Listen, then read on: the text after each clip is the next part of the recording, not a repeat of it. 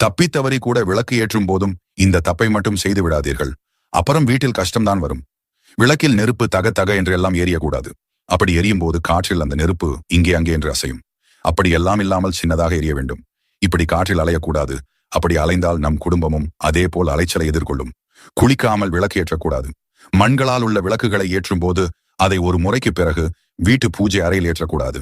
மற்ற காமாட்சி விளக்கு, லட்சுமி விளக்குகள் ஏற்றும் போதும் அதை சுத்தம் செய்து ஏற்றிக் கொள்ளலாம்.